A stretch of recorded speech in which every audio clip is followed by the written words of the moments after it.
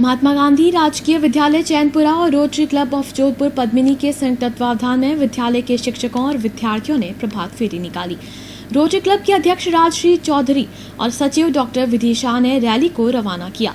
Rally के माध्यम से सिंगल यूज प्लास्टिक के बहिष्कार का संदेश दिया गया। इससे पूर्व स्कूल के सभागार में सर्वधर्म प्रार्थना सभा का आयोजन किया गया। यहाँ डॉक्टर आशा और नीरज कुमार द्वारा प्रोजेक्टर से गांधी जी की जीवनी प्रदर्शित की गई।